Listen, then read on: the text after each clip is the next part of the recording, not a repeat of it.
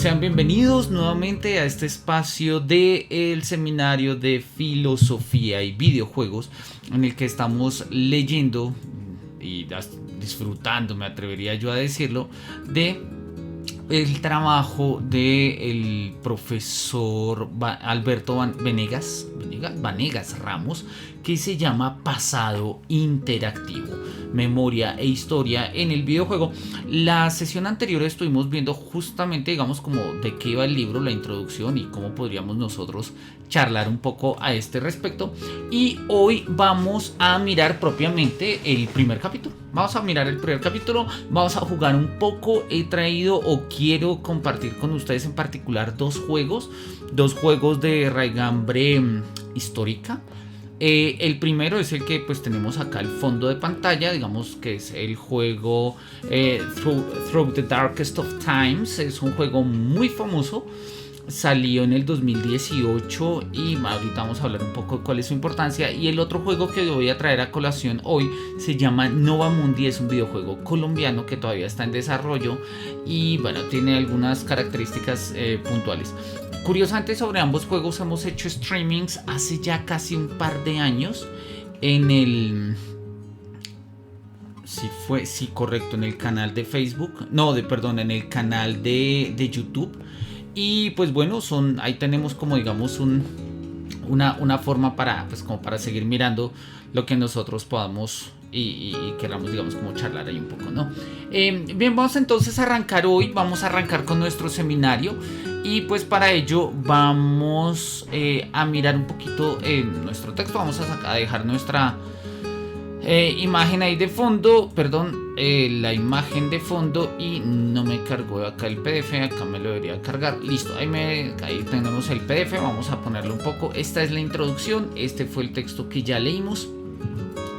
Entonces me interesa, digamos, de este texto simplemente recopilar un par de ideas de las que habíamos estado charlando la vez anterior, que son dos ideas puntuales, ¿no? La primera es de qué va el texto y la segunda es pues cuál es la tesis que va a manejar el autor. Él nos había dicho desde el comienzo, ¿sí? Y lo habíamos puesto acá como un poco acá con flechas y demás, que el texto va a trabajar fundamentalmente dos preguntas. La primera pregunta es ¿cómo recuerda el pasado del videojuego? Y dos, ¿por qué recuerda el pasado un videojuego? Partimos de un supuesto obvio, elemental: el videojuego recuerda el pasado, hace parte de... Pero asimismo nos damos cuenta que este recuerdo no es simplemente un registro genérico, sino que tiene una intencionalidad, ¿no? Podemos entender un poco el por qué está recordando cómo lo recuerda el videojuego, ¿no? Entonces, en este orden de ideas, quiero simplemente, pues, como retomar un poco las ideas de nuestra sesión anterior y pues mirar algunas de las ideas. Acá nos saluda Salsa Verde. Hola Salsa Verde, un placer, o bueno, Sals 4 Verde, lo leo como Salsa Verde, un placer saludarte. Qué gusto que nos estés acompañando en esta tarde de jueves. Bien, el profesor Alberto Vanegas nos había dicho, digamos, que era un poco, repito, como el quid y el leitmotiv de su trabajo, el cómo recuerda un videojuego histórico y por qué recuerda, ¿sí? Y habíamos dicho que podíamos establecer nosotros como 4 formas de memoria, que es un poco esto que está acá a mano derecha. Él dice, la primera, ¿sí?, es relacionada básicamente con el acto de recordar. Es una forma individual de memoria individual, ¿no? Sobre todo juegos muy de corte biográfico, autobiográfico, podríamos encontrar ahí. Una segunda forma del recuerdo es la que hemos encontrado en lo que habíamos llamado memoria colectiva, y son las representaciones del pasado. En particular va a traer a colación este juego en 1979, Revolution Black Friday. En el primer capítulo del libro lo va a tratar bastante. Hoy vamos a hacer algunas referencias. Lo tengo en el Xbox, pero a decir verdad no tengo ninguna partida guardada ahí, entonces no lo traje.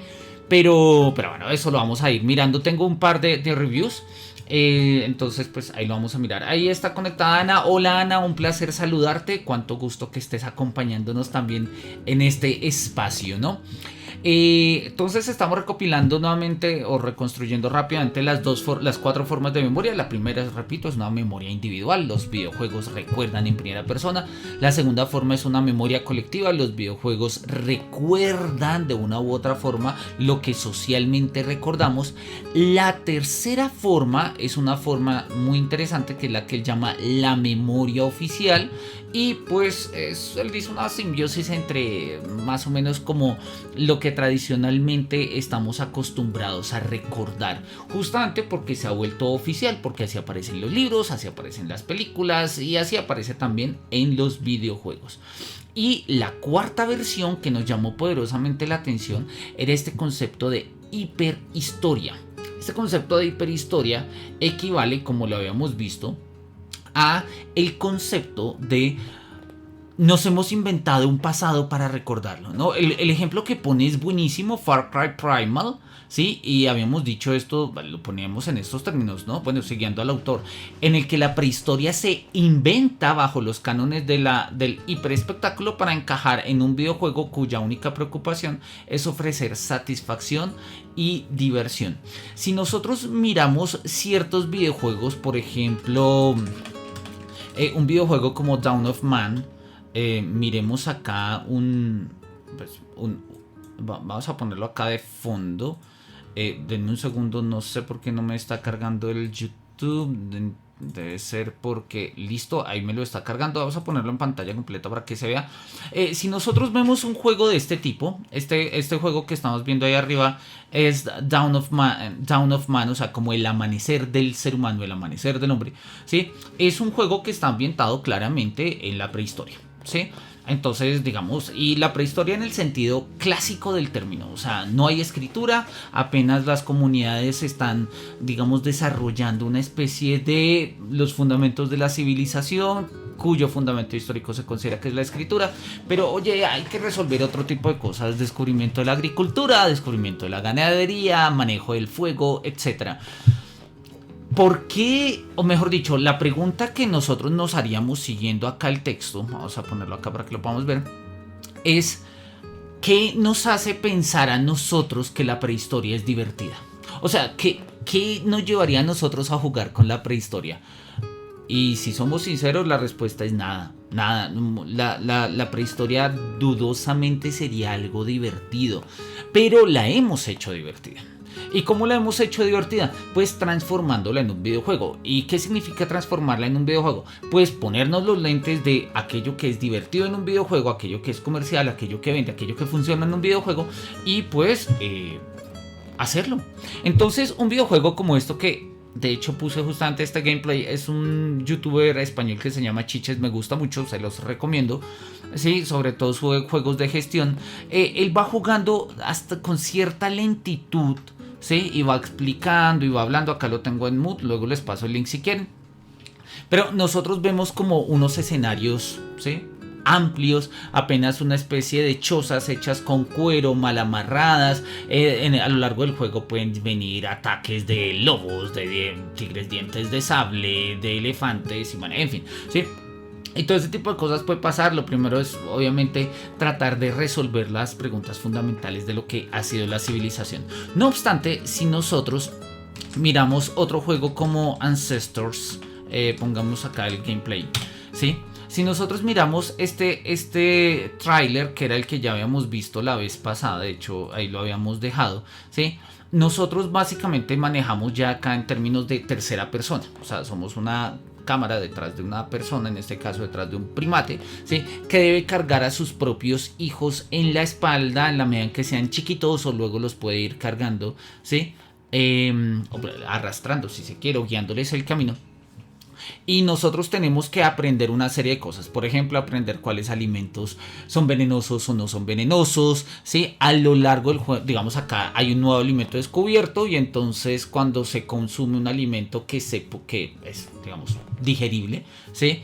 Pues aparecen letreros de este tipo: has asimilado nutrientes de bayas. Entonces nuestro metabolismo se va adaptando, y generación tras generación, o en sentido estricto, a lo largo de las generaciones, van a aparecer una serie de cambios morfológicos y también, pues, que obedecen a cambios genéticos y filogenéticos, que van a transformar pues la apariencia de los personajes. Es un videojuego que tiene alrededor de 100.000 años en su desarrollo, digamos, no lo que se demoraron haciéndolo, sino en lo que uno juega. Y es un juego interesante, divertido hasta cierto punto, pero pues estás jugando en la prehistoria. ¿Qué de divertido hay en la prehistoria? Y nos volvemos a hacer la pregunta. Pongamos finalmente el último gameplay que él pone de Far Cry Primal. Y miremos cualquier gameplay. Miremos... Sí, pues no me interesa, este no me gusta, a mí este YouTube no me gusta. Pongamos este gameplay que no es demasiado complicado. Si nosotros lo miramos, ¿sí? Rápidamente vamos a encontrar un poco lo mismo. Ya no somos homínidos, ¿sí? Ya somos humanos en sentido estricto. Y entonces vamos a jugar, ¿sí? A partir de ser humano, ¿sí? Pues en lo que nosotros asumimos hoy por hoy que consistía la vida en la prehistoria. Acá lo acaban de decir: refugio, comida. ¿Sí? Entonces vamos a buscar refugio, vamos a buscar comida, y nosotros a lo largo del juego podremos ir encontrando justamente digamos, un refugio y comida, y parte de nuestro juego consiste en eso, ¿no? Más adelante lo vamos a ver. Acá vamos con una especie de hacha improvisada, tenemos que cazar, eventualmente podemos domesticar, vamos a encontrar una serie de cúmulos de piedras que nos indican como algún elemento ritual, ¿sí? O incluso como un primer rastro civilizatorio. Incluso en este caso pues marcan como... eventualmente pues esto, ¿no? Acá le acabamos de prender como nuestra antorcha, ¿sí? El descubrimiento del fuego se establece como un elemento fundamental de la prehistoria, y todo este tipo de aspectos empiezan a decir: oye, ¿cómo hacemos un juego divertido con esto? Estamos jugando de una manera histórica un juego ambientado en la prehistoria. Muy seguramente la prehistoria no era así. Nosotros no la representamos así, y como nosotros no la representamos así, no la representamos en los juegos, en el cine, en el arte, etcétera, pues la prehistoria es así, porque no tenemos otra forma de mirar cómo fue la prehistoria. Entonces eso es lo que él está llamando una memoria hiperhistórica, ¿sí? Que genera el videojuego. Y es cierto, muchas veces los videojuegos se van prácticamente que a inventar, pues eso, sus propias historias, ¿no? Y sus propias formas de mantener la memoria de la historia. Vamos ese era como digamos un poco el punto. Vamos a dejar acá nuestro video de Far Cry Primal. Y vamos a dejarlo acá, listo. Y entonces vamos a mirar un poco como de qué va el primer capítulo, perdón, que es la parte que sigue. Y es justamente el estudio sobre el videojuego histórico. Listo, el estudio sobre el videojuego histórico. Quiero hacer una muy rápida introducción acerca de esto, y vamos a continuación pues saltamos justamente a mirar un poco de los dos videojuegos que hemos traído hoy a colación. Entonces vamos a ponerlo de esta manera. Dice el videojuego y el videojuego histórico. Recordemos que él había dividido el libro básicamente en 3 capítulos. En el primer capítulo va a ser todo un marco teórico de referentes que nos sirven para pensar el videojuego desde la historia y la comunicación. En el segundo se va a preguntar cómo recuerdan los videojuegos, y en el tercero se va a preguntar por qué recuerdan de esa manera los videojuegos. Entonces el primero va a ser claramente un marco teórico, y pues así va a funcionar. Lo primero que hace, como lo solemos hacer en cualquier trabajo académico, es partir de definiciones. Buscamos una definición que en este caso pues nos resulte útil y versátil para lo que nosotros estamos queriendo. Y lo que nosotros queremos en este contexto pues es fundamentalmente una definición del juego.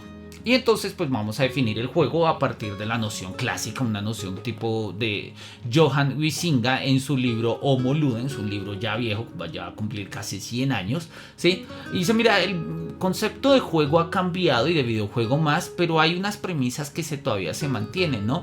La idea del juego como una acción y ocupación libre, ¿sí? Que se desarrolla dentro de un mundo limitado espacio-temporalmente. O sea, el mundo de juego siempre es un submundo del mundo real, y que tiene una serie de reglas obligatorias que son aceptadas de manera libre, y adicionalmente tiene su fin en sí mismo. Estas características, casi 4 características, ¿sí? Son clásicas en todos los estudios de juego. La definición de VSync ha sido, pues digamos, muy canónica, es la que actualmente se sigue. Naturalmente podríamos encontrar algunas digresiones, pero en términos generales es una definición que funciona, ¿sí? Que funciona. Entonces dice que nos vamos a dar cuenta, ¿sí? Y él trata de mostrar cómo algunos juegos pues han llevado un poco más allá de esta definición. Entonces nos va a poner ejemplos tipo de Sims, ¿sí? Gone Home, That Dragon Cancer o Darkest Dungeon, título en el cual la gestión de las enfermedades mentales del grupo de personajes será de vital importancia. Considera que podríamos hacer abordajes más modernos, ¿no? Entonces nos pone ahí un artículo muy famoso, ¿sí? De John Arjoranta, es que se llama, si acá está Arjoranta, John Arjoranta, acá aparece el nombre, que se llama Game Definitions, a Wittgensteinian Approach, o sea, como definiciones de juego, una aproximación wittgensteiniana, publicado en la revista The Games Studies del 2014, y en ese texto el profesor Arjoranta considera que básicamente un videojuego necesitaría establecer, definirse o caracterizarse a partir de tres grandes categorías. La primera es la de la narrativa, la segunda es la de las reglas y la tercera es la de la forma de juego, que acá aparece como la playfulness, ¿no? La narrativa nos lo explica ahí, dice, pues se entiende en este caso como la sucesión de acciones, elementos, personajes, o sea, lo que cuenta, lo que se cuenta. Durante mucho tiempo hubo un debate, y todavía hasta cierto punto lo hay, para tratar de determinar qué era más importante en un videojuego. Denme un segundo que se me bajó la silla. Ya. ¿Qué era lo más importante en un videojuego? Y entonces, para algunos, lo más importante en un videojuego era la historia que contaba. La historia que contaba, ¿no? Para otros, o sea, a tal punto que incluso la parte jugable se redujo al mínimo, ¿no? Piensen ustedes, muchos de los juegos, en particular de PlayStation y muy del camino de David Cage, van por ese lado. Algunos incluso lo llaman como películas interactivas. Puede ser, ¿no? Pero vemos que la narrativa hace parte fundamental del juego. ¿Se necesita una narrativa en todos los juegos? No, hay juegos que carecen de narrativa. Tetris carece de narrativa. No es muy claro por qué caen esas piezas, no es muy claro por qué desaparecen, no es muy claro por qué tenemos que hacer líneas con los colores y, bueno, las piezas que van cayendo. No es muy claro, pero lo hacemos. ¿Sí? La narrativa en Mario Bros es la Bowser secuestra a la princesa, no es muy claro por qué. La rescatamos, tampoco es muy claro por qué. El caso es que jugamos, ¿no? Y ahí es donde viene pues justamente como esa otra partida, que es el gameplay, o en este caso la playfulness, ¿sí? Que sería como la contrapartida del fundamento narrativo de un videojuego. No obstante, y esto me parece una aproximación interesante del profesor Arjoranta, y es incluir la noción de reglas. La noción de reglas. Este es un texto, no lo he leído, voy a leerlo y cuando lo lea pues muy seguramente lo compartiré por acá con ustedes, que se llama Half Real Video Games Between Real Rules and Fictional Worlds, ¿no? Como medio real, los videojuegos entre reglas reales y mundos ficcionales. Y él dice, las reglas son fundamentales en la comprensión de un juego. Sí, es cierto, un videojuego que carece de reglas es la cosa más aburrida. Y uno dice, no, pero lo mejor son los videojuegos donde no hay reglas y podemos hacer de todo. No estamos hablando directamente de reglas de comportamiento. Estamos hablando de reglas en términos de las mecánicas de juego que nos permitan hacer del juego algo comprensible, algo con sentido. Ejemplo, videojuegos como Grand Theft Auto nos permiten a nosotros prácticamente hacer pues lo que se nos ocurra, pero es porque hay un mundo regulado, hay un mundo donde hay colisiones, es un mundo donde hay armas, es un mundo donde los personajes reaccionan a si yo saco un arma, no, es un mundo donde si yo disparo hay sangre, es un mundo en el que la altura implica daño, si yo caigo, si algo cae, etcétera. O sea, hay un sistema regulado dentro de la creación del juego. Incluso hay juegos que establecen o tratan de regular la moralidad del juego. Pensemos, por ejemplo, los juegos de Infamous de PlayStation, donde nosotros pues a partir de esta regulación de la moral pues tendríamos un cierto final u otro. Eso tiene todos los problemas de la vida porque no es tan fácil regular el comportamiento y más en términos de moral dentro de un videojuego. Pero oye, no importa, se hace y son formas de jugar, ¿no? Entonces tenemos esos tres grandes conceptos: la narrativa, las reglas y el playfulness o la experiencia propia de juego, que a mí me gusta mucho porque la lectura que está haciendo el profesor Alberto Vanegas es en términos experienciales, ¿no?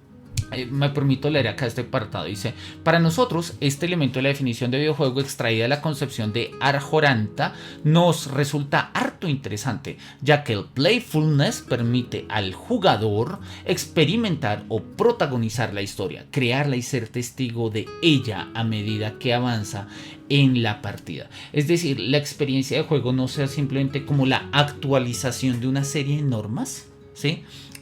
Sino como un ejercicio pues experiencial y hasta cierto punto creativo, si nosotros lo queremos ver en este sentido. Justamente tiene que ver con esto, ¿no? Este nivel experiencial le permite al usuario, le da la libertad de desarrollar su libertad individual dentro de una obra cultural. Pongamos una tesis, contrastemos esta tesis con la idea que aparecía en el libro del primer seminario, El bosquejo para una metafísica del videojuego. Allá el profesor Fraile decía que si nosotros miramos muy wittgensteinianamente el videojuego como un espacio lógico, básicamente todo lo que nosotros hagamos, o sea, si saltamos, si nos agachamos, si matamos, si no matamos, si corremos, no corremos, etcétera, puede ser leído en términos de proposiciones que se verifican. O sea, ¿es cierto que salta o no es cierto que salta? ¿Es el caso que salta o no es el caso que salta? En este caso, el videojuego sería simplemente la verificación de cada una de las proposiciones posibles. Y en este sentido, pues el videojuego tendría que resolverse en una tautología. Eso es una lectura, claro, él luego toma distancia, pero es una lectura muy sugerente porque está entendiendo la mecánica del juego, o sea, la playfulness en este caso, o el gameplay, justamente como la realización de acciones que de una u otra forma están dispuestas en el mundo de juego. Si bien es cierto, nosotros saltamos en Mario porque se puede saltar y no saltamos en, no sé, por ejemplo, juegos como Narvacular o por ejemplo en Dark Souls, porque no se puede saltar. No estamos simplemente actualizando proposiciones lógicas de un espacio de sentido, sino que estamos teniendo una cierta experiencia. Una de las grandes, y de hecho aparecen una cantidad de memes por ahí en internet, una de las grandes diferencias entre Elden Ring y los otros juegos de From Software, en particular la saga de Dark Souls, es que uno puede saltar. Eso cambia el playfulness porque la experiencia de juego es completamente diferente. Entonces, a partir de estas tres consideraciones podemos formular una especie de definición de videojuego. Es una definición, oye, no es del todo verdadera, no es la única, no es la última que vamos a trabajar, es simplemente flexible, funciona, y como es funcional, pues la vamos a utilizar, y si necesitamos cambiarla, pues la adaptamos. Eso no es nada nuevo, eso ya lo habían hecho muchos filósofos en la antigüedad. En sentido estricto, Aristóteles es el primero en inventarse ese sistema de definiciones, pero quien quizás en el mundo contemporáneo lo ha puesto más en uso, o lo puso más en uso, por lo menos hasta donde yo reconozco, es Dilthey. Por eso ahí aparece como el confrontar Dilthey. Y la idea es la siguiente: vamos a dar una definición hasta donde funcione, y cuando no funcione pues la cambiamos. No nos vamos a desgastar en definiciones. Necesitamos definiciones, claramente las necesitamos. Desde la filosofía vamos a dar definiciones, obvio que las vamos a dar, pero no nos vamos a quedar peleando en las definiciones, porque si no, no vamos más allá. Y justamente lo que nos interesa es ir más allá. Entonces miremos, dice: basándonos en los elementos antes narrados, afirmaremos que un videojuego es, una creación digital donde intervienen uno o más usuarios, quienes a través del control de uno o más actores virtuales participan de una narrativa a través del juego. Ven limitadas sus decisiones y acciones dentro del mundo virtual por unas reglas determinadas. El concepto de historia y de memoria va a aparecer acá propiamente en la noción de narrativa, ¿no? Eso creo que ha quedado claro, y de todas maneras lo vamos a mirar más adelante. Él dice, y le parece que es una propuesta, oye, hasta cierto punto interesante, dice que podríamos nosotros trabajar bajo las categorías del videojuego como un acto comunicativo. Es decir, pensar el videojuego en términos de que hay un emisor, el estudio del desarrollo de videojuegos, un mensaje, el videojuego y su contenido, y un receptor, el jugador. ¿Sí? Y va a poner ahí varios ejemplos. Nos dice que, por ejemplo, Call of Duty World of War 2, que fue el que jugamos la vez pasada, Hearts of Iron, Company of Heroes, etcétera, ¿sí? Y dice, este esquema comunicativo nos funciona porque ponemos al espectador en la mitad, o sea, al jugador, y nos permite establecer un marco experiencial. Creo que es cierto, un poco miope hasta cierto punto, porque creo que por lo menos en el seminario pasado de Archeogaming veíamos que hay otras formas de construir esta experiencia de juego, pero no vamos a ponernos a pelear ahorita con esto. Simplemente nos interesa mostrar un poco a dónde va. Y a dónde va es a lo siguiente, a tratar de mostrar cómo la narrativa en un videojuego es donde particularmente, no únicamente, pero sí particularmente, se centra el tema de la historia y de la memoria. También va a aparecer en la playfulness y también va a aparecer en las reglas, sí, pero de manera particular va a aparecer en la narrativa. Entonces dice ahí, en la narrativa es donde encontraremos gran parte del contenido histórico del videojuego. Lo acabamos de decir, ya sea a través de conversaciones, libros, documentos, demás material primario o secundario perteneciente al mundo virtual, o a través del propio escenario mediante la reconstrucción de edificios, ciudades, etcétera. ¿Sí? Y dice al final, mira, en resumidas cuentas se trata de esto. Consideraremos videojuego histórico cualquier obra que incorpore elementos de consideración histórica. Ok, bueno, entonces tenemos una definición de lo que es el videojuego y tenemos una definición de lo que es el videojuego histórico. Ahora, ¿qué sigue? Bueno, pues vamos a mirar la relevancia del videojuego histórico en la percepción histórica. Antes de arrancar con este fragmento, quiero que miremos el videojuego uno de los videojuegos que que hemos traído para hoy. Denme un segundo que tengo que activar acá a ver si me lo coge, porque por alguna razón no me lo está cogiendo. No sé. A ver, denme un segundo. Voy a eliminar la entrada y voy a volver a hacer la captura de juego.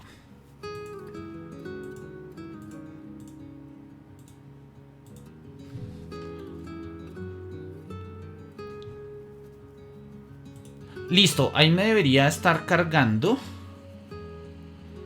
Vamos a revisarlo. Correcto, ahí me está cargando. Entonces vamos a mirarlo. Denme un segundo, no lo veo. Ahora sí, listo. Vamos a poner la introducción. Este es un juego, repito, que es muy, muy sugerente.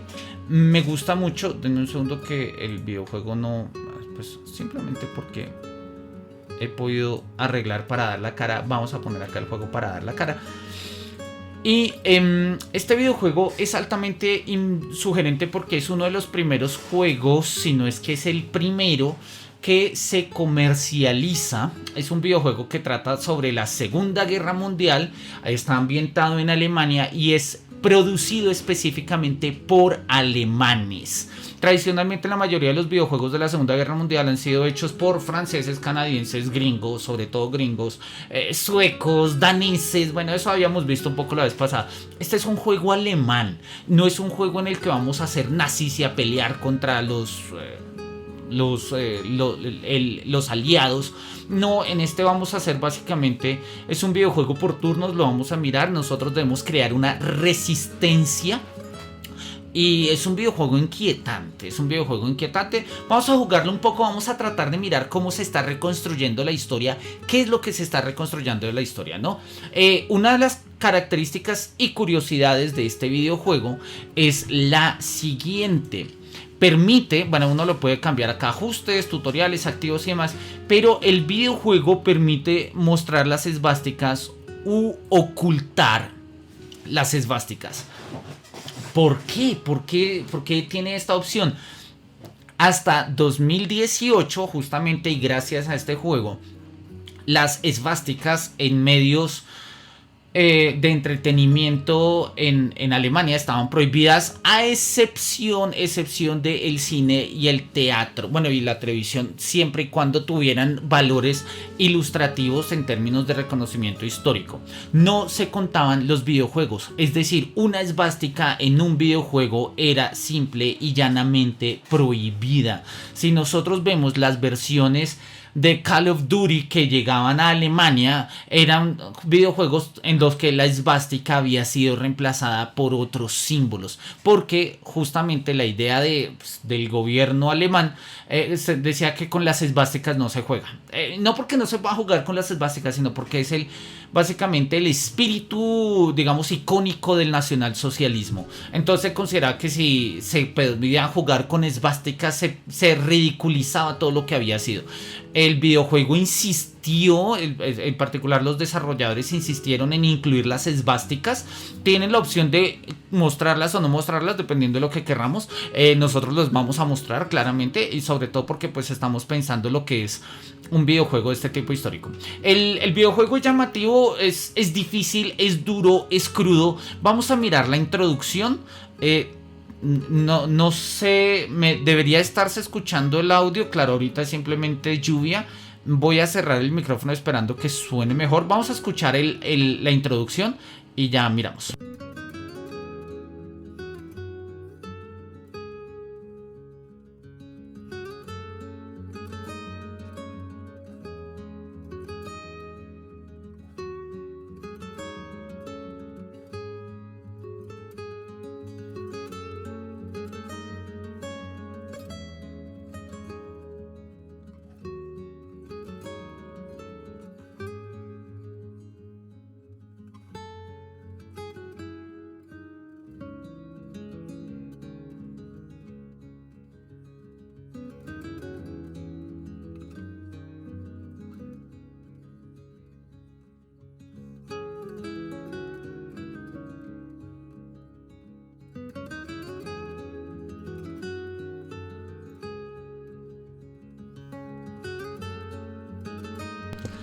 Listo, ahí tenemos entonces el inicio del juego. Esta es la introducción. Nos dice, mira, Hitler sube al poder y Hitler viene con un programa bélico. Es un juego inspirado en la Segunda Guerra Mundial que no arranca en la guerra ya en el 39 o en el 40 o en el 41. Sí, arranca muy temprano en la década de los 30. Vamos a arrancar una nueva partida. Tenemos dos opciones. Modo historia, si explora las historias del juego, no lo tendrás tan difícil y lo guardamos en todos los turnos. O modo resistencia, que es básicamente un nivel un poco más difícil. Debemos vigilar todos los pasos, la policía y la Gestapo están en alerta. Los miembros de tu grupo están siempre al borde de irse, de desertar. No se guardará la partida, no podremos hacer marcha atrás. Vamos a ponerlo en modo historia, son dos formas de juego. Y vamos a mirar un poco cómo arranca. Podemos acá escoger un poco, digamos, como quién va a ser nuestro personaje. Podemos incluso personalizarlo hasta cierto punto. Nariz, ¿sí? Justamente, pues, digamos, tratando de... Bueno, acá no nos permiten ponerle barba porque tenemos a una chica. Cuando, bueno, ¿por qué no podríamos poner barba? Tenemos ropa o simplemente podemos barajar de nuevo. Cada personaje tiene como sus estatutos, ¿sí? Su personalidad, si se quiere, su forma física y su edad, ¿no? Entonces vamos a jugar acá con Sebastián Friedrich, me parece bien. Tiene ojos un poco amarillos, no pasa nada. Vamos a darle a aceptar y lo que me interesa es cursar un par de misiones para mirar cómo es que se va desarrollando el componente histórico. ¿Listo? Entonces miremos. No nos callarán, somos vuestra mala conciencia, la resistencia no os dejará en paz. Capítulo 1. Me encantan las pantallas de carga, dicen, cayendo ante las ideas autoritarias, provocando una crisis económica, desencadenando el empleo masivo, aumentando el nacionalismo, fomentando prejuicios antisemitas, perdiendo la autoestima, disolviendo el parlamento. Todo eso fue lo que hizo el nacionalsocialismo en el mundo alemán, ¿sí? No solamente se hicieron con el poder, se mantuvieron en el poder gracias a una campaña política muy complicada, que pues por lo demás les dio resultado. Y bueno, entonces tenemos el 30 de enero del 33, el presidente Paul von Hindenburg nombró a Adolf Hitler canciller de Alemania. Esa misma noche, 3 amigos se reunieron en la parte de atrás de una taberna de Berlín, o sea, nosotros, y se comprometieron a resistir. Somos resistencia. En toda Alemania, gente de a pie, amigos y familiares y familias enteras se comprometieron de la misma manera, arriesgando sus vidas para ayudar a los demás a combatir este régimen inhumano. Esta es su historia. Vean ustedes que el juego se presenta justamente como eso, como una historia. No es una historia de la guerra, no, es una historia de quienes resistieron. Historia real o ficticia, es una historia. Es una historia, naturalmente, ¿sí? Puede estar inspirada en hechos reales, como lo vamos a encontrar, por ejemplo, ¿sí? Los periódicos. Interesante, apenas arranca el juego, la moral baja 10. La moral baja 10, obviamente, ¿no? Si ustedes están atentos, no sé, el sonido del juego no me quedó tan bien cuadrado. Se escuchan discursos nacionalsocialistas de fondo y estamos hablando en la primera semana de febrero. Entonces tenemos listo periódicos que en su momento todavía, bueno, el Tageblatt todavía existe, el Rundschau es un programa de televisión y el Volkszeitung, o sea, periódico del pueblo, creo que este sí desapareció. Hitler canciller, desfile de las SA, miles de guardias de asalto de las camisas pardas SA han desfilado por la puerta de Brandenburgo después del nombramiento de Hitler. El grupo paramilitar estaba preparado y aguardaba este momento. El partido conservador Centrum, dice el Tageblatt, se pregunta cómo continuará el nuevo canciller ciertas políticas con los resultados de las elecciones. Un nuevo gobierno conservador dirigido por Hitler debería incluir a algunos ministros de Centrum. De momento Hitler no ha respondido.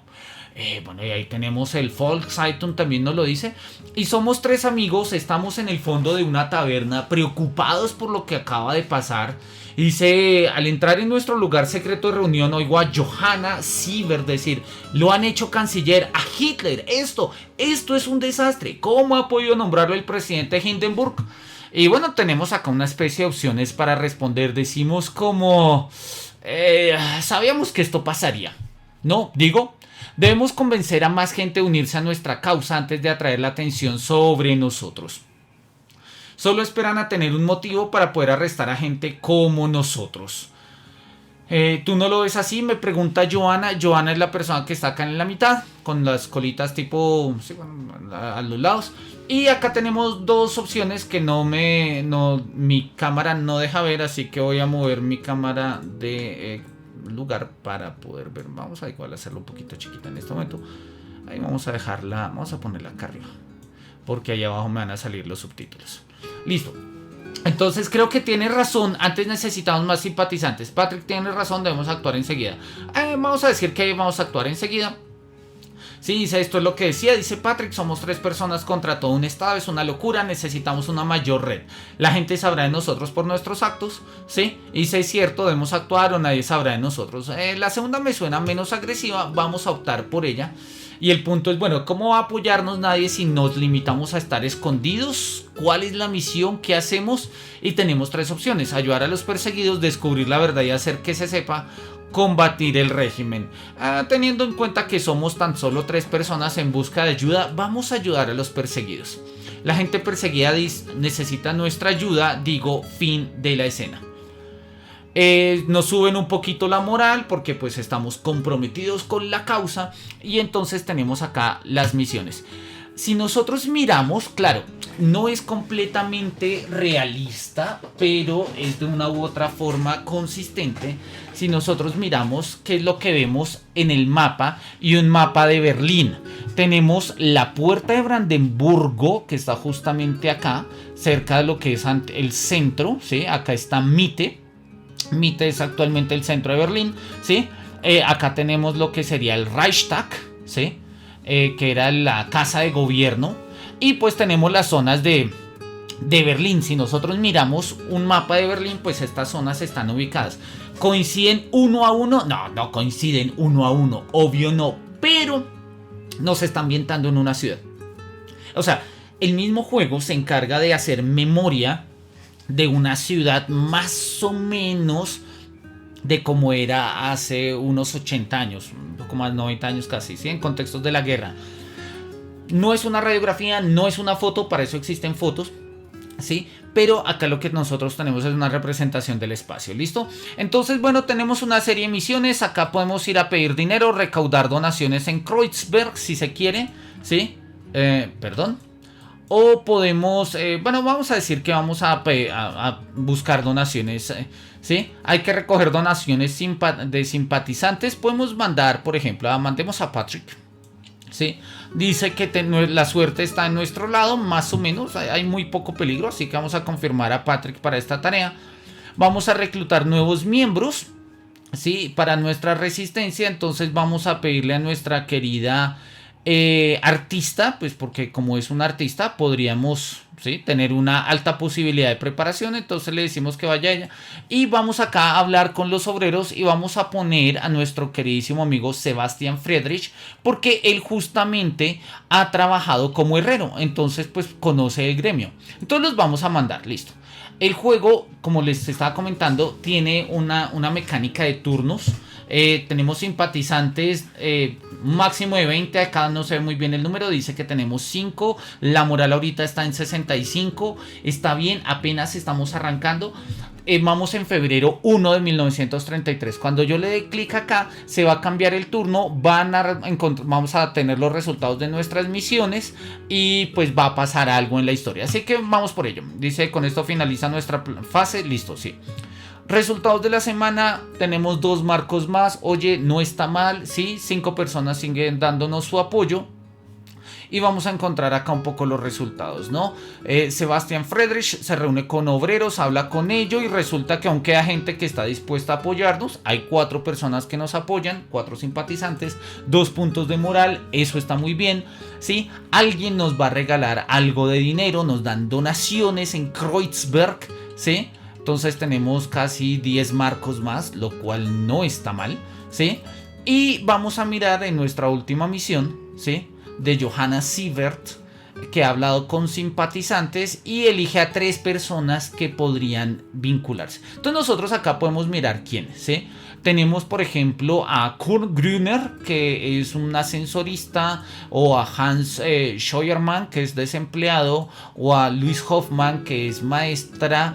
Y oye, como soy profesor y ella es maestra, pues vamos a ir por ella, ¿no? Entonces acá tienen sus atributos: discreción, propaganda, cultura, fuerza, etc. Entonces vamos a decir que nos vamos con ella. Y viene la historia. Ya ha anochecido cuando vuelvo a casa en bicicleta. Las calles están desiertas y un viento helado se abre paso a través de mi bufanda. ¿Hundo más la cara en la bufanda o pedaleo con más fuerza? Oye, si está haciendo frío, es febrero, todavía es invierno en Alemania, pues voy a decir que hundo la cara en la bufanda. Hundo más la cara en la bufanda cuando llego a Alexanderplatz. La plaza está vacía. A lo lejos veo un grupo de hombres que atacan a una persona y le gritan. Oye, le están gritando a una persona, ¿qué hago? ¿Me dirijo al grupo o evito el grupo? Digamos que nos dirigimos hacia el grupo, ¿sí? Hay 3 hombres, todos llevan las camisas pardas y los brazaletes de la SA, o sea, son nazis, ¿sí? Están rodeando a un civil. Claramente la imagen nos muestra quién es ese civil, es un judío. Ahí se ve, ¿no? Pues por su pinta, su barba y demás. Tenemos 2 opciones: bajamos de la bicicleta y nos acercamos, o nos damos la vuelta y vamos a casa. Como la moral está alta y como acabamos de planear el surgimiento de una resistencia, pues vamos a bajarnos de la bicicleta a ver si podemos establecer alguna mediación. Nos acercamos y escuchamos que gritan: ¡judío asqueroso!, chilla el más ruidoso. Da un paso adelante y empuja al hombre tan fuerte que este cae al suelo. Entonces, bueno, tenemos 3 opciones: avanzamos rápido hacia ellos, nos aproximamos con precaución o nos vamos. Digamos que como acabamos de salir emocionados y con la moral alta por el trabajo de esta semana, pues voy a avanzar hacia ellos. Eso es, Rudolf, dale su merecido virote a uno de los otros. Podemos interferir, podemos mantener una distancia segura y mirar. Vamos a interferir.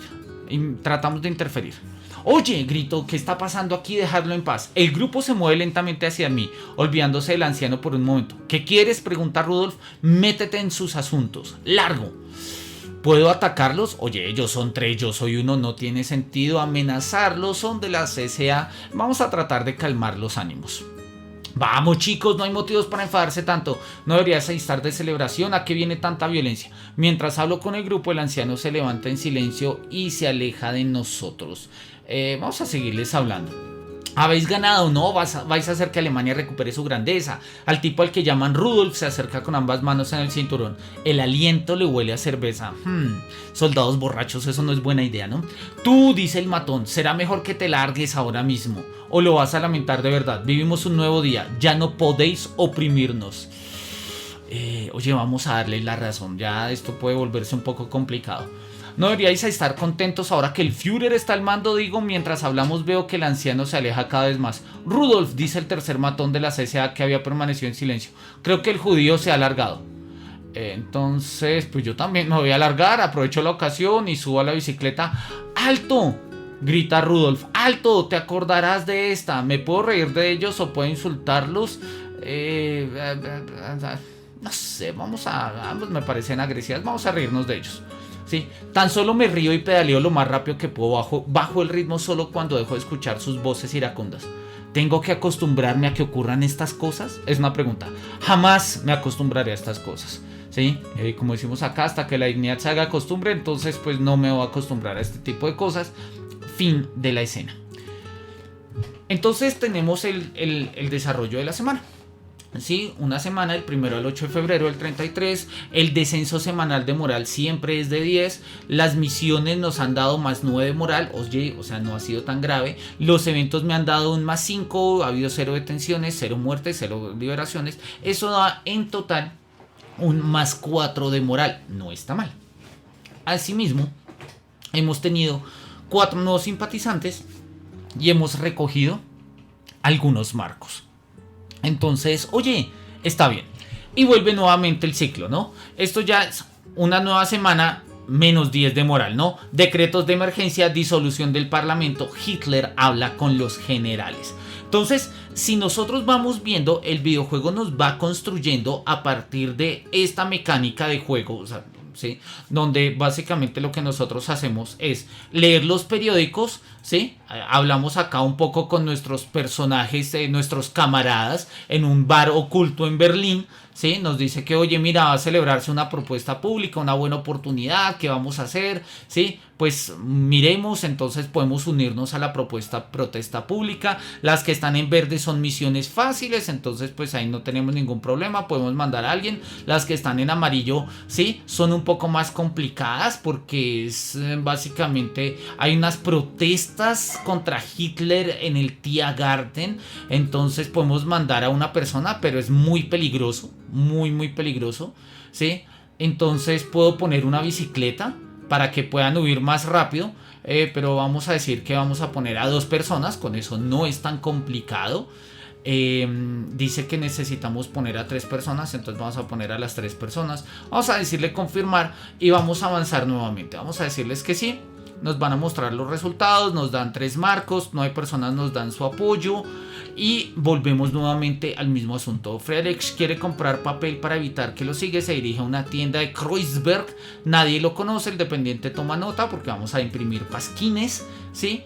Y acá tenemos una arenga, nos unimos a los 200.000 manifestantes que se reúnen en el Lustgarten de Berlín a protestar. El orador pide a la multitud disciplina y unidad para resistir contra los nazis. No os preocupéis, somos demasiados, Hitler y los suyos no podrán detenernos. Estamos hablando del 33, la guerra todavía ni siquiera ha empezado, ¿no?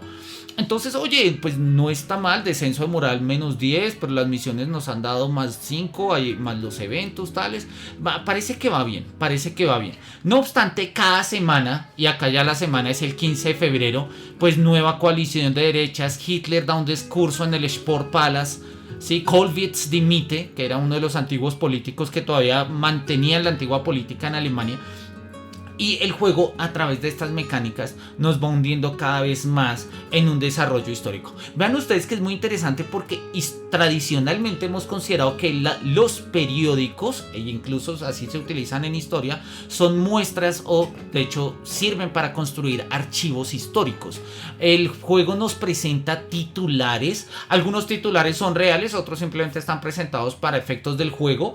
Eso pues uno lo va viendo en la medida en que se va desarrollando y pues nosotros lo vamos jugando de manera muy rápida, Ahorita lo estamos jugando de manera muy lenta, pero el juego se puede jugar de manera muy rápida. Hay momentos donde va a ser difícil, ¿sí? Los miembros de la resistencia van a tener dificultades, van a perder sus trabajos, van a tener que atender a sus familiares, van a ser retenidos y arrestados por las fuerzas policiales del nacionalsocialismo. Vamos a mirar si los liberamos o si no, si los dejamos morir o si no. Las misiones cada vez se van a volver más complejas y vamos a tener intercalados una serie de escenas como las que hemos mostrado, en las que pues vamos a tener que enfrentarnos a situaciones difíciles del contexto histórico, ¿no? Entonces, bien, vamos a dejar ahora por acá este juego para pues volver un poco sobre el texto. Vamos a poner otra vez mi cámara por acá. Listo, y vamos a dejar donde está captura de juego, vamos a dejarlo acá y vamos a activar de nuevo el libro. Con la idea que hemos presentado del juego, de este juego, ¿sí? Nosotros nos podemos dar cuenta de la relevancia del videojuego histórico en la percepción histórica.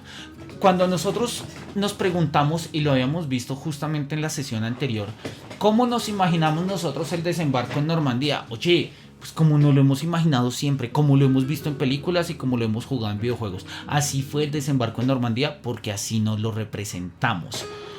Si nosotros nos preguntamos hoy en día cómo nos imaginamos una resistencia civil en un estado totalitario, oye, pues juegos como este nos van mostrando algo, nos van diciendo, y uno dice, sí, claro, tiene que ser en un bar escondido, sí, claro, hay que buscar plata, hay que unirse a las marchas, hay que buscar simpatizantes. Sí, eso es así, naturalmente, pero el hecho en el que nosotros lo presentamos en el contexto de un videojuego para que sea lúdico, para que sea divertido, para que establezca unos fines dentro de su propio mundo, para que articule estos tres aspectos: narrativo, reglas y playfulness, ¿sí? Pues implica hacer una especie de torsión de la realidad. Una torsión no necesariamente malintencionada, puede serla, pero no necesariamente. Pero sí es una torsión que pues va a implicar que ningún juego que nosotros jugamos pues sea una radiografía histórica, ¿sí? Y es justamente pues lo que vamos a mostrar, ¿no? Lo que vamos a mostrar, y es que el videojuego fundamentalmente pues va a tener una función más que en términos de historia, en términos de memoria, ¿sí? Eso lo vamos a mirar, es un poco el desarrollo de la tesis, así que vamos a mirar un poco acá las ideas. Pone un ejemplo muy bueno que es el juego de Battlefield 1. Lo jugué hace mucho tiempo y no era en mi consola, entonces la partida que tengo está perdida y no le saqué tiempo a volverlo a jugar para el seminario, pero valdría la pena volverlo a jugar porque es un videojuego que además va a aparecer reiterativamente. Él dice, mira, un videojuego como Battlefield 1 es muy sugerente, ¿no? Más de 15 millones de personas han experimentado una obra ambientada en la Primera Guerra Mundial donde no ha participado ningún historiador en su creación y donde, como podemos comprobar, se muestra el pasado de una manera distorsionada. Claro, la Primera Guerra Mundial de Battlefield 1 no corresponde con la Primera Guerra Mundial históricamente acontecida y no obstante es una muy buena representación. Pero ¿cómo puede ser una buena representación si no es exacta? Y ese es justamente lo que pues vamos a darnos cuenta, ¿no? Vamos a establecer acá un poco una distinción entre memoria e historia a partir de las tesis de los autores, en este caso de Alexander Gröndal, ¿no? Dice, siempre podremos la diversión por encima de la autenticidad. La creación y desarrollo de Battlefield 1 no se encuentra en la historia, sino en la memoria.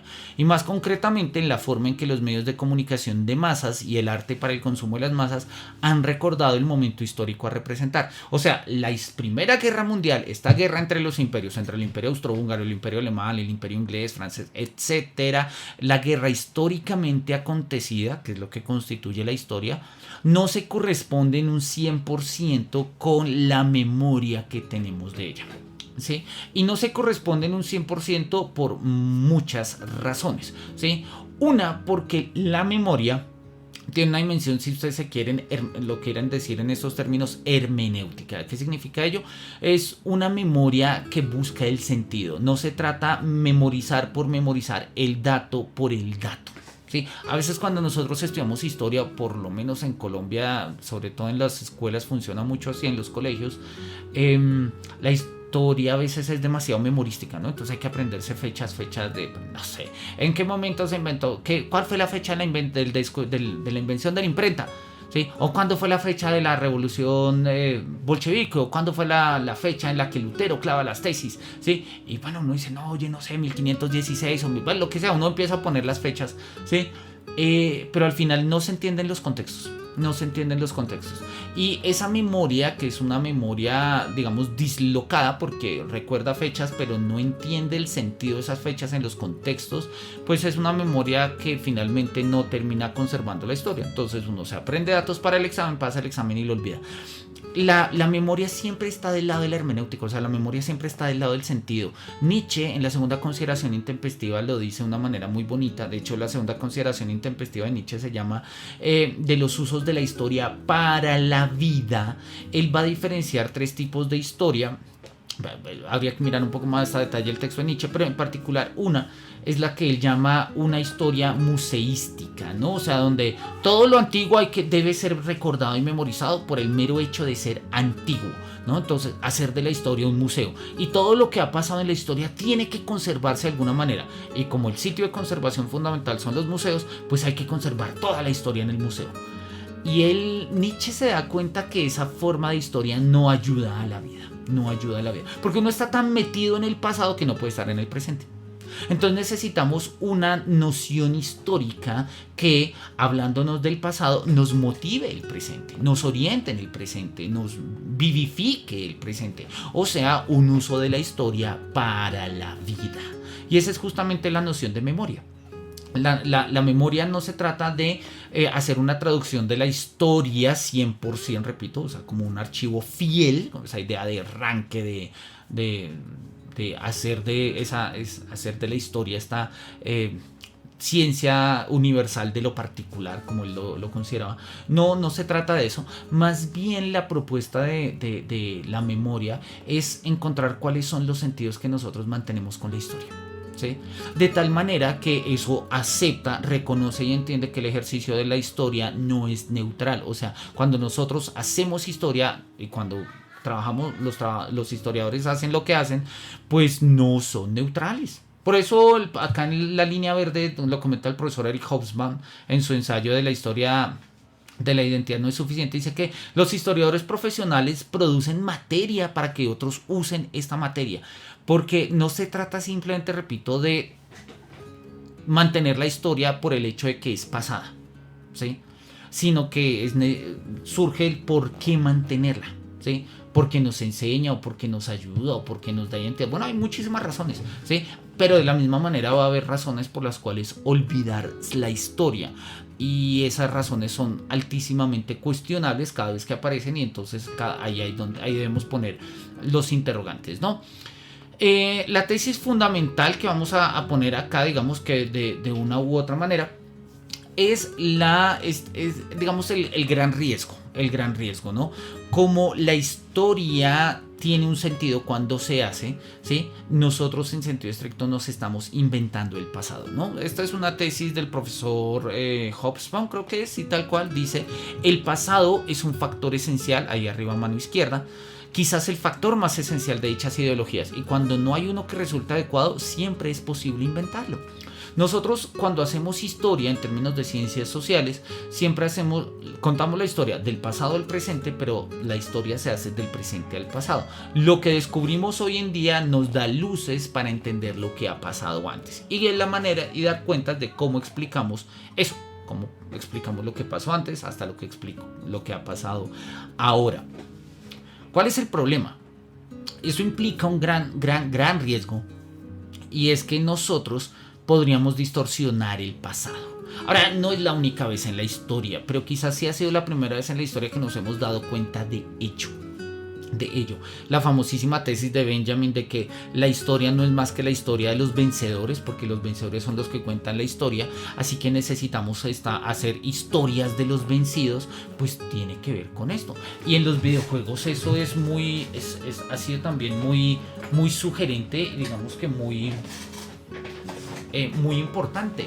La mayoría de los videojuegos, en particular de los videojuegos bélicos, son pues construidos y hechos por quienes han ganado, no por quienes han perdido.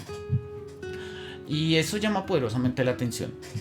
En particular, hay un juego, no lo he jugado, he visto muchos gameplays y tengo un amigo que hizo bastantes gameplays del asunto. Un videojuego que se llama Narcos. Está ambientado obviamente en Colombia y pues básicamente uno encarna a los narcos en el contexto de Pablo Escobar y pues la tarea es ser narco, ¿no? Y pues exportar droga y producirla y empacarla y distribuirla y demás. Quienes vivimos esa época de Pablo Escobar y todo el auge del cartel de Medellín y cartel de Cali, pues nos parecen temas delicados. En particular, a mí me gustan los videojuegos, pero ese en particular es un juego que no me divierte. Me gustan los juegos de gestión, pero ese en particular no me agrada tanto. Y entrando a mirar por qué, es porque considero, no porque el juego esté mal hecho, el juego es divertido. Yo los invito a que vean gameplays del juego de Narcos. Tiene sus problemas de diseño, pero ese no es el punto. A mí no me gusta es básicamente por la manera en la que se está recordando la historia. Como colombiano que vivió en los 80s y los 90s, todo el tema y digamos todas las dificultades y las guerras que hubo entre carteles, me parece que el videojuego es demasiado ingenuo e inocente en algunos aspectos. Ahora, no pasa nada, ¿no? Hay una serie de narcos muy famosa en Netflix y demás. Pero claro, cuando yo juego el juego digo, esto no fue así, esto no, pues no fue así, ¿sí? Y hay evidencias y puedo traer a colación periódicos y referentes y una cantidad de cosas. No obstante, cualquier otra persona a nivel mundial que juegue el juego puede tener un referente y diga, lo que pasó con el narcotráfico en Colombia fue esto. Claro, hay fuentes, hay aspectos que le dan una realidad. Pero tenemos acá un problema y es justamente que nosotros podemos estar haciendo del pasado pues una especie de hiperpasado, o como él lo ha llamado, una especie de hiperhistoria, ¿no? Él lo pone acá en términos muy, muy sugerentes, un término muy bueno que me gustó mucho, ¿sí? Que es la idea de selección del pasado, o sea, se elige qué está en el pasado y qué no está en el pasado. Y esto es fundamental en cualquier ideología. Él lo pone ahí, ¿no? El mal uso que la ideología suele hacer de la historia se basa más en el anacronismo que en la mentira. Es una tesis muy buena. No quiere decir que las malas interpretaciones del pasado sean falsas. No quiere decir que un videojuego como Narcos esté falseando, ¿sí? Lo que aconteció históricamente, ¿sí? Digamos en el tema del narcotráfico en Colombia. Lo que de hecho debería poner, permítanme ustedes, voy a poner acá el juego de Narcos, sí, para mirar un poco como de qué va y poderlo compartir. Yo sí, porque yo pues la idea es que si lo podemos compartir, pues podemos compartirlo. Vamos a avanzar un poco acá. Ahí nos muestra un poco el inicio. Bueno, ahí tenemos el gameplay. Ya sé cuál es. Bueno, nosotros básicamente estamos ahí ambientados pues en alguna ciudad que tiene toda la pinta de ser de lo que era el eje cafetero, ¿sí? Muy cerca pues a donde se estaban las grandes casas de los capos, ¿sí? Entonces, bueno, el juego obviamente está ubicado en Colombia, permítanme acá el mapa. El videojuego obviamente está ubicado en Colombia, Bogotá, Cali, entonces ahí se nos van dando nuestras distintas misiones, nos están dando el distinto dinero. Y siguiendo las tesis del profesor Venegas, entendemos cuál es el asunto. El asunto fundamental, ¿sí? Acá no es cómo es que nosotros recordamos el pasado. Si nosotros vemos incluso a nivel de espacio y eso, sí hay mucho de Colombia ahí, ¿no? Pero el punto es que este es un juego que está representando la serie de Narcos, ¿sí? Y al mismo tiempo esta serie de Narcos pues fue hecha claramente desde una perspectiva norteamericana. De hecho fue hecha por norteamericanos tratando de darle esta perspectiva y llevarlo hacia allá. ¿Eso qué hace? Que cuando nosotros veamos este juego, vemos una serie de aspectos que no corresponden, no porque sean falsos, sino porque son anacrónicos. Y justamente ahí es donde esto empieza a rayar un poco, ¿no? Vamos a dejar un poco en nuestro juego de Narcos. Cuando tengan tiempo, repito, échenle una mirada. Miremos acá, bueno, este gameplay realmente no está tan gameplay. Él está jugando acá como como el equipo de operaciones especiales. Uno también puede jugar con los narcos. Y bueno, sí. Y de hecho, pues bueno, acá la forma del título, que es un poco la más vulgar, lamentablemente la más cierta, plata o plomo, ¿no? ¿Qué es lo que pasa con esto en últimas? Y es lo que habíamos estado mostrando acá, ¿sí? Pues que se está inventando un cierto pasado desde una cierta perspectiva, una perspectiva demasiado institucionalista, demasiado agringada, demasiado norteamericana, demasiado facilista, que no reconoce las dimensiones que nosotros como sociedad civil colombiana tuvo que vivir. Ahora, eso a veces simple y llanamente no importa. Eso no importa, ¿no? Entonces, la manera en que estos conflictos se empiezan a representar dan lugar a lo que se llama un retrolugar, que es un concepto que el profesor Vanegas forma. Y este concepto de retrolugar va del lado de la hiperhistoria. ¿Qué es un retrolugar? Es un lugar que nos hemos representado tanto de manera ficcional por videojuegos, películas, cómics, etcétera, a tal punto que para nosotros esa es la representación real. E incluso si vemos una representación real de lo que es, pues ya no nos convence mucho. Me acuerdo, si Sal todavía está por ahí conectada, ella lo recordará, lo hablábamos en clase de filosofía y videojuegos en la Universidad de La Salle. Estaba el caso de el síndrome de París, ¿no? El síndrome de París es un síndrome que en particular le da sobre todo a los asiáticos, dice la descripción en Wikipedia. Y es porque la imagen de París que se vende en los países asiáticos, particularmente en Japón, pues es distinta a la ciudad de París. La ciudad de París como, pues es una ciudad y tiene todos los problemas que tiene una ciudad. Un segundo a prender la luz que está oscura. Y tiene todos los problemas que tiene una ciudad, ¿no? Es hostil, es grande, hay contaminación, todas las cosas que ustedes quieran. Pero pues la París que se vende es otra. A tal punto que pues cuando mucha gente llega a París, pues le da síndrome de París, ¿sí?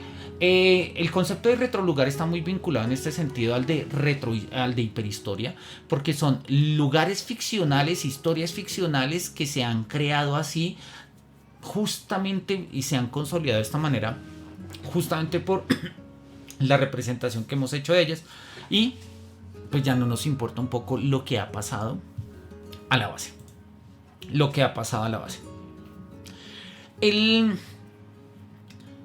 Él le llama la atención y de hecho lo pone acá y lo hemos subrayado en verde, ¿sí? Dice, mira, esto termina teniendo una cuestión muy extraña y característica, es que la cultura histórica actual se sitúa al margen de los historiadores. O sea, la historia con la que nosotros hoy nos vemos, ¿sí? En particular en películas, en este caso en videojuegos, no tienen participación directa muchas veces los historiadores. A veces sí, pero en la mayoría de los casos no. Quizás los grandes estudios pueden pagar historiadores, pero en otros casos simplemente son entusiastas que de pronto aquí o allá trabajan y pueden jugar un poco con ello, ¿sí? Pero no necesariamente hay hay historiadores, y eso resulta hasta cierto punto complicado. ¿Sí? Porque entonces las maneras en las que estamos haciendo memoria del pasado pues son maneras, digámoslo, distorsionadas en términos de una epistemología histórica, pero empiezan a permanecer en su sentido, ¿sí? En su sentido. Pongamos un ejemplo muy elemental. Hace muchos años, estoy hablando de unos 15 años más o menos, cuando uno iba a pedir la visa para ir a Estados Unidos, le hacían a uno la pregunta en el formulario de la visa de ¿ha participado en movimientos neonazis? Y uno, pues no, porque pues no, los nazis son malos, ¿no? O sea, eso no nos lo ha enseñado la historia. Estados Unidos le ganó y le ganó a los nazis. Con el tiempo nos dimos cuenta que no fue directamente a Estados Unidos. Rusia primero llegó a Berlín y finalmente Estados Unidos se metió a la guerra. Todo el rollo de la Segunda Guerra Mundial. Y cuando nosotros miramos eso, pues empezamos a entender qué significa eso, ¿sí? ¿Qué significa que incluso para diligenciar un formulario hayan ciertas valoraciones históricas que están y aparecen ahí, ¿sí? Eso no es gratuito, ¿sí? La historia atraviesa la manera en la que nosotros nos representamos nuestras prácticas, desde diligenciar un formulario para pedir una visa, por ejemplo, hasta crear un videojuego. Dice él, no es de casualidad que el interés por la Segunda Guerra Mundial renaciera durante la guerra de los años 90 y estallara tras el año 2001. Tampoco lo es que durante la existencia de la Unión Soviética los videojuegos estadounidenses permitieran al jugador controlar al Tercer Reich, pero no al bando soviético. para, tras los sucesos de 91, o sea, la caída del muro de Berlín y el declive de la Unión Soviética, invertirse y permitir controlar a la Unión Soviética, pero nunca al Tercer Reich. Todas estas características de la representación histórica de la Segunda Guerra Mundial en los videojuegos ambientados en el conflicto nos hablan de nuestro propio tiempo y de nuestra propia historia, y por lo tanto deben ser estudiadas. Tenemos que estudiar, porque es que la manera en la que nosotros nos representamos el pasado no habla tanto del pasado, sí habla del pasado, pero habla de nosotros, de cómo nosotros nos hemos representado este pasado, ¿sí? Y por ello, pues dice él, es importante que miremos cómo los videojuegos lo están haciendo, ¿no? Trae a colación un poco en este sentido las tesis de Baudrillard, ¿sí? Citando a Baudrillard, si mi memoria no me falla, este es el texto de La ilusión del fin. Bueno, dice: y hasta en nuestra búsqueda desesperada de identidad y de diferencia, ya no tenemos tiempo para buscarnos una identidad en los archivos, en una memoria, en un pasado, ni tampoco en un proyecto o en un futuro. Necesitamos una memoria instantánea, una conexión inmediata, una especie de identidad publicitaria que pueda comprobarse en el instante mismo. Acá digo que esto es una tesis que se parece a la tesis de Blumenberg. Blumenberg dice que el ser humano es un ser al que le falta tiempo, entonces pues cuando nos falta tiempo buscamos identidades y memorias cada vez más rápidas. Es cierto, pero sobre todo tiene que ver con la creación de estos retrolugares o de estas hiperhistorias, dado que las narrativas, en particular las narrativas que van construyendo estos retrolugares y estas hiperhistorias, se repiten cada vez más rápido, ¿sí? No tenemos tiempo de hacer archivos para desmontar o validar estos retrolugares y estas hiperhistorias, así que se aceptan de manera inmediata e incluso muchas veces ingenua, ¿sí? Y eso no es gratuito, justamente porque establece una relación con el pasado diferente a la que podríamos establecer con la mediación de un archivo histórico, de una documentación investigativa que tenga, pues eso, historiadores, arqueólogos, antropólogos, lingüistas, etcétera. Hoy en día fácilmente nosotros nos representamos ciertos espacios, pues por como los hemos visto en las películas, o como lo hemos visto en una pintura, o en este caso pues jugado en un videojuego. Y a él le llama justamente la atención sobre todo ello, en parte y en definitiva porque, como lo habíamos dicho, la historia no es neutral. El videojuego histórico no solo transmite imágenes distorsionadas del pasado, también transmite valores. Ya habíamos dicho que es imposible hacer una fotocopia, ¿sí?, de historia a videojuego, o sea, establecer una idea o una copia del 100%, porque el videojuego no funciona como historia, funciona como memoria. Es una tesis que él va a repetir al final, pero ya queda más o menos claro de por dónde va. Afirmo que los juegos de ordenador son objetos éticos, es una tesis famosísima de Sicart en su juego The Ethics of Video Games.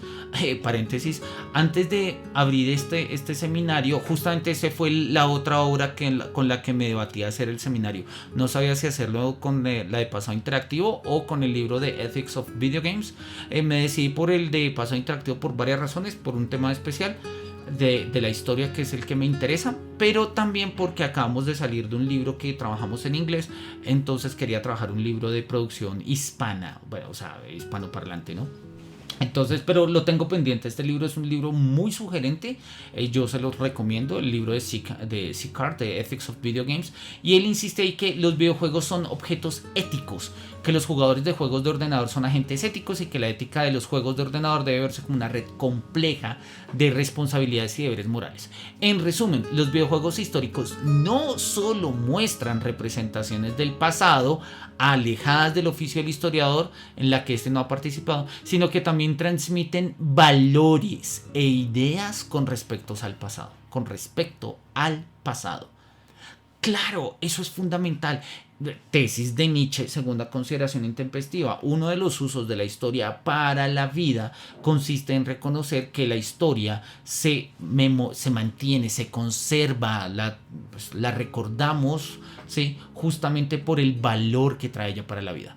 Históricamente, ¿sí?, sobre todo en el comienzo del mundo moderno, siglo XV, siglo XVI, siglo XVII, la idea de la historia era una idea moral, era una idea moral. Así que solo se conservaba registro histórico de aquello que era moralmente aceptable, bajo la famosísima premisa de historia magistra vitae, la historia es maestra de vida. Se asumía que la historia tiene que enseñarnos algo para la vida. Si en la historia no hay moraleja, entonces es una historia de la cual debemos prescindir. Por eso la historiografía medieval en el mundo moderno, al comienzo del mundo moderno, era tan rara. Hoy en día tenemos una cantidad de historiografía medieval justamente por el desarrollo de una serie de técnicas, herramientas, metodologías, epistemologías y más que nos permiten trabajar con los archivos que nos dan evidencias de ello.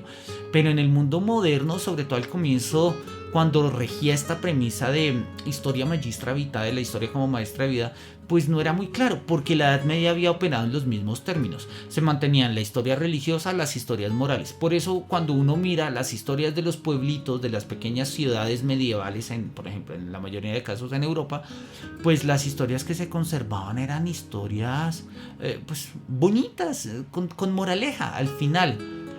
Hay que esperar un poco a la Peste Negra y el Decamerón de Boccaccio para que estas otras historias un poco turbias, cuyo interés es más el entretenimiento que la formación y la edificación del espíritu, ¿sí? O de una costumbre, una moral, pues tengan una mayor realidad. Pero, repito, es una premisa fundamental y hoy en día nosotros también la tenemos, ¿sí?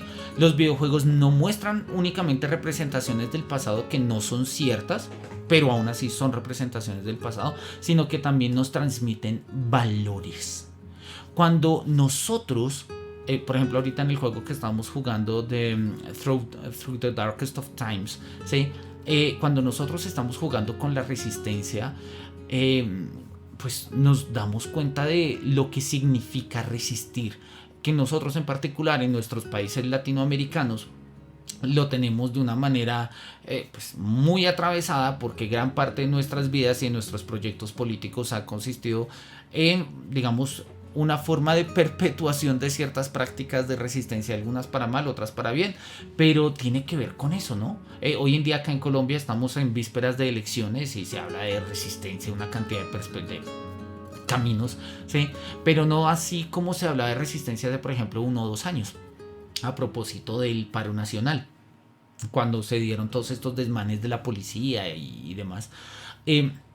La idea de la resistencia, ¿sí?, hacía que juegos como estos tuvieran muchísimo más valor, ¿sí? Y de hecho hubo un juego que salió ya lo hemos comentado en algún momento, y es un videojuego colombiano que me gusta mucho y yo lo recomiendo. Se llama Tombo Survivor, donde básicamente uno juega con un tombo, es un policía corrupto, a pegarle pues a la ciudadanía, ¿no?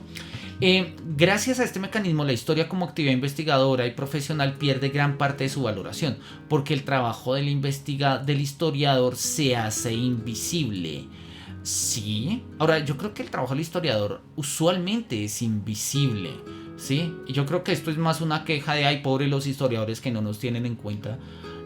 Yo creo que el trabajo del historiador tiene un interés historiográfico. A mí me parece más sensata la tesis de Hobsbawm que nos presentaba acá adelante, ¿sí? Y es que los historiadores producen materia prima para que otra gente haga otras cosas, para que la gente haga arte, para que la gente haga películas, para que la gente haga guiones, para que la gente haga videojuegos, ¿sí? Y por eso es importante que la materia prima que producen los historiadores sea de primera calidad. Yo creo que pasa lo mismo con la filosofía. Yo creo que la tarea fundamental de la filosofía, y ahí se me sale toda mi herencia hegeliana y diltheyana, es crear conceptos. No se trata de saber de filosofía, se trata de pensar con conceptos. Nosotros creamos conceptos y esos conceptos pues se ponen al uso y la gente piensa con ellos, ¿sí? Y yo creo que entre mejor estén trabajados nuestros conceptos, mejor pueden ser esos pensamientos.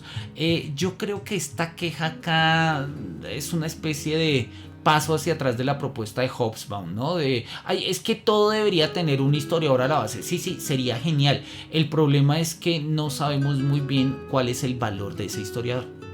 Pongo un ejemplo elemental, no sé. Si hubiese un historiador en el desarrollo de todos los videojuegos, ¿qué gana el videojuego con ello? Precisión histórica. ¿Y eso qué significa? ¿Eso qué significa? ¿sí? Adoctrinamiento histórico. Al final de cuentas, el historiador, la historia no es neutral, jamás lo ha sido, ¿sí? Por más que tengamos unas epistemes fundamentadas, ¿sí? Pues siempre hay unas perspectivas, unos paradigmas de investigación histórica y demás. Y eso es justamente lo que el profesor Alberto Vanegas va a mirar, va a revisar. Lo voy a pasar muy rápido, simplemente me interesa este primer apartado. ¿Cuáles son los estudios sobre el videojuego histórico? Hay muchos, va a citar a Raimundo y todo el mundo. Es un estado del arte muy bien hecho, magistralmente hecho, me parece, ¿sí? Uno de los mejores estados del arte que he leído sobre los videojuegos históricos. Ahora, no es que haya leído muchos, pero en particular este me gusta, ¿sí? Y pues van a estar subrayados en color morado, que es el color que utilizo para cuando subrayo textos que quiero revisar, ¿no?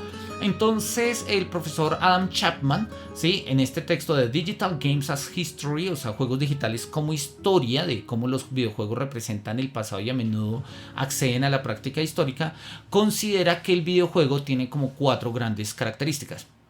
Uno, que todo producto de... perdón.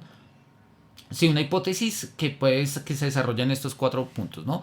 Uno, que todo producto de cultura popular puede tratar el pasado de forma significativa. 2, que la forma en la que se inscribe la historia ejerce presión e influye en su contenido. 3, que cada forma puede por tanto representar distintivamente el pasado de acuerdo a sus propias reglas. Y 4, que la historia no está limitada únicamente al libro, texto o papel, sino que puede hacerse de otras maneras, ¿sí? Él dice, no me interesa esto y voy a tomar distancia de Chapman. Y voy a tomar distancia de Chapman, ¿sí? Porque el videojuego no puede ser historia, porque ni es su intención, ni es su preocupación, y además su forma no se lo permite tal y como lo pretendemos demostrar. Podemos hacer historia de los videojuegos, podemos tomar cada uno de los videojuegos como parte, como objeto de estudio de una historia de los videojuegos, sí. Pero los videojuegos en sí mismos no están construyendo historia, están construyendo memoria. Esta es la tesis fundamental del autor.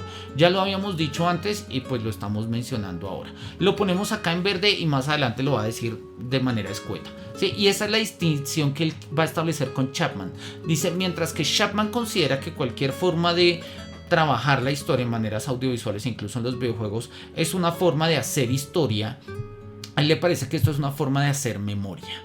Claro, acá tendríamos que mirar, no solamente conozco el libro del profesor Alberto Vanegas Ramos, solo conozco este, no conozco otros, así que no sé, digamos, cómo está entendiendo esta distinción que existe en inglés y no español entre story y history, o la distinción que existe en alemán entre Geschichte y Historie.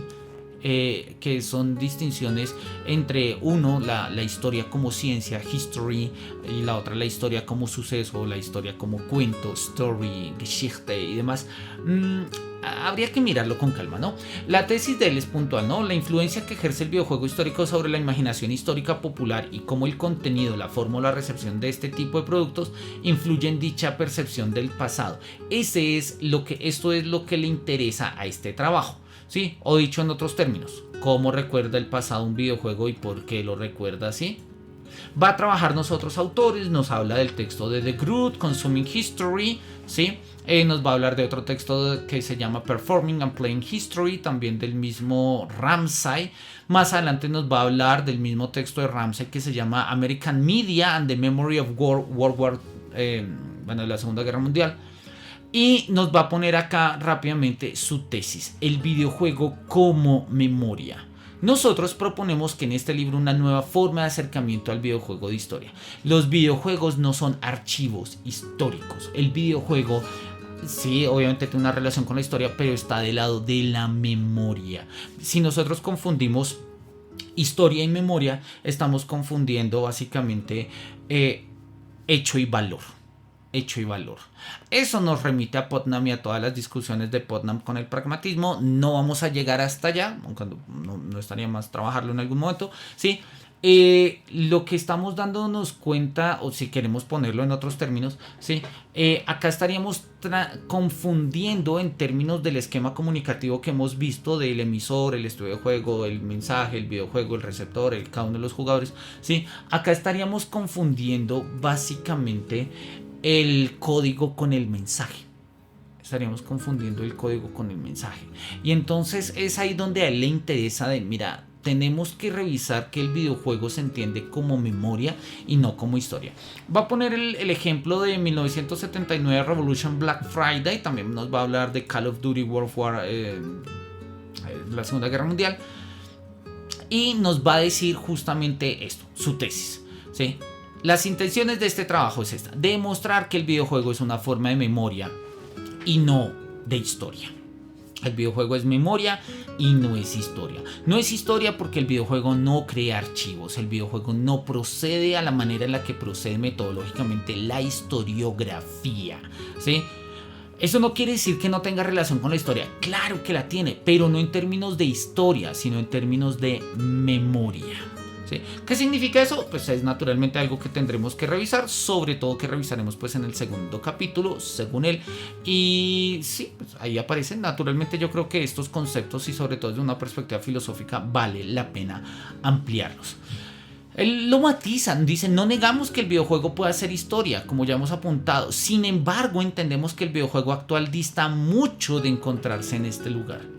Repito, porque el videojuego no está haciendo historia en términos disciplinares. O sea, no se está erigiendo como un archivo histórico, no se está erigiendo a partir de unas metodologías y epistemologías pues de paradigmas historiográficos que nos permitan decir, ok, con este videojuego hacemos ciencia histórica. No, los videojuegos más bien están en el punto del valor de la historia, ¿sí? Y videojuegos como el que poníamos al comienzo, el ejemplo, Battlefield 1, que tienen todas las inexactitudes históricas del mundo y aún así sirven como memoria de una guerra, en este caso la Primera Guerra Mundial. Eso le llama justamente la atención porque es en el tema de la memoria donde se juega en el ámbito de los videojuegos pues la representación del pasado, que es pues este punto que tenemos acá.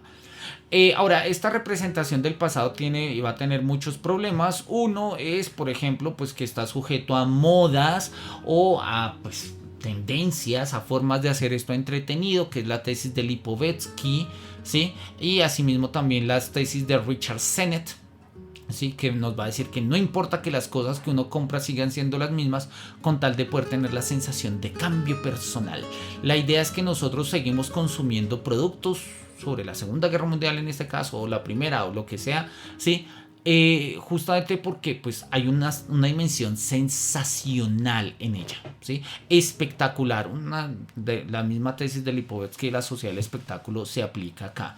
Y dice, oye, estas mismas ideas van a aparecer en Lipovetsky, ¿sí? Van a aparecer también en la pantalla global, ¿sí? La estetización del mundo y de la ligereza, en la que va a trabajar Lipovetsky y Serroy, ¿sí? Más adelante nos va a decir, estas son las mismas tesis del profesor Roman Gubern, ¿sí? E incluso las mismas tesis de un famoso texto, ¿sí? En tema de diseño y comunicación, que se llama Picture Theory, del profesor Mitchell, ¿no? Que nos habla del giro pictorial y esto. Nos va a mostrar que son parecidas a las tesis de John Berger, a las tesis de Manuel Castells, a las mismas tesis de Mitchell, ¿sí? Donde ya dejaríamos de hablar de la reproductibilidad de la obra de arte en la época de la reproductibilidad técnica, y hablaríamos de la obra de arte en la época de la reproductibilidad biocibernética. Pero en el fondo estamos apuntando a lo mismo: el videojuego no es historia, el videojuego es memoria. Y en este sentido podríamos reformular una definición del videojuego en términos de: el videojuego es un medio de comunicación social que se emplea para representar el mundo ante otros. No crea mundo en términos de no construye un mundo en términos de una construcción del mundo histórico, no como lo entendía Delta y no como lo entendía Carnap, pero sí está representando el mundo. Ahora, ¿qué diferencia entre representar y crear un mundo? Bueno, eso nos mete por allá en unos temas metafísicos que muy seguramente en el segundo capítulo tendremos la posibilidad de ahondar, pero que acá me interesa simplemente como ir matizando. Él va a terminar entonces digamos acá, justamente estas últimas 2 páginas o 3 páginas que le quedan del libro, del capítulo, perdón, va a volver un poco sobre esta idea. Dice, mira, el videojuego de historia no se vale tan solo de los ojos para desarrollar la trama, sino otro tipo de sentidos, ¿sí? ¿Y por qué son importantes acá los sentidos? justamente por lo que estamos diciendo. Porque la espectacularidad, el nivel sensorial, el nivel incluso de sensacionalidad de un videojuego, pues termina traduciéndose en ello. Y pone un ejemplo muy simpático, a mí me gustó, ¿sí? Dice, mira, hay videojuegos que en algunas de sus ediciones de coleccionistas incluyen objetos como chapas de identificación, carteles de la época y otros objetos similares. O sea, objetos que pretenden ser históricos cuando no son históricos. O sea, unas chapas de un soldado de la Segunda Guerra Mundial, pues obviamente no fueron, o sea, no nos dicen nada de la Segunda Guerra Mundial porque no son documento de la Segunda Guerra Mundial. Básicamente son memoria de lo que ha sido las chapas en la Segunda Guerra Mundial, ¿sí? Y han sido chapas que muy seguramente fueron hechas en Taiwán o en China y pues nos las venden ahorita pues con el nombre de Daniels o alguno de los soldados del juego, ¿sí? Entonces el videojuego histórico se produce a través de la representación, ¿sí? Y la diferenciación marginal con productos anteriores. Quiere decir que el videojuego histórico no se crea a partir de archivo histórico, no se crea a partir del ejercicio epistémico y científico de la historia, sino se crea a partir de dimensiones puramente representativas. Y cada vez que hay un videojuego histórico, trata de recuperar, trabajar, revisar los tradicionales clichés de otros juegos históricos, ¿sí? Y es algo que llama poderosamente la atención. Acá hay un tema sobre el tema, un comentario sobre el tema del Holocausto. No lo quiero mencionar ahorita porque estamos cortos de tiempo y porque en la próxima sesión quiero hablar de ello. Entonces volveré sobre este tema, ¿sí? Pero volvemos nuevamente al asunto, ¿no? El punto es que el videojuego histórico no se ve en el ámbito, repito, de producción de la historia, sino de la conservación de la memoria. Y ello termina redundando en prácticas extralúdicas, si se quiere. Y es que ya no solamente, digamos, nos representamos el pasado cuando lo jugamos, sino cuando vemos cómo otros lo juegan, ¿no? Y es lo que nos está hablando acá abajo de los gameplays, lo dice acá arriba. El videojuego ya no se juega exclusivamente, ahora también se ven pantallas que nos acompañan en todas partes. Sin embargo, el pasado que ven los jugadores y los espectadores de los títulos es un pasado hecho a la medida. Claro, no es un pasado, o sea, querer asumir un videojuego como evidencia histórica, pues es bastante pretencioso porque es un videojuego. Claramente es un videojuego. O sea, un videojuego histórico jamás va a reemplazar un estudio histórico. No obstante, y como lo decía arriba el autor, hoy en día pues la sociedad misma vive al margen de los historiadores. Entonces pues es nuestra mayor relación con la historia. Eso, repito, genera una serie de interrogantes. Creo yo personalmente, Manuel Palacio, que la respuesta va por el lado de Hobsbawm. Si esto es así, la tarea del historiador es crear materia prima para que otra gente haga otras cosas. Así que ojalá pues las construcciones de materia prima en términos historiográficos pues sean de tal calidad que lo que se hace basado en ello pues resulte, no en el ámbito de la historia sino de la memoria, pues muy muy significativo, ¿no? Al final pues se nos va a repetir nuevamente un par de ideas más de Baudrillard y nos va a trabajar las mismas tesis de Susan Sontag y le va a llamar la atención un ejemplo que quiero leer y con eso cerrar un poco acá de Baudrillard. Dice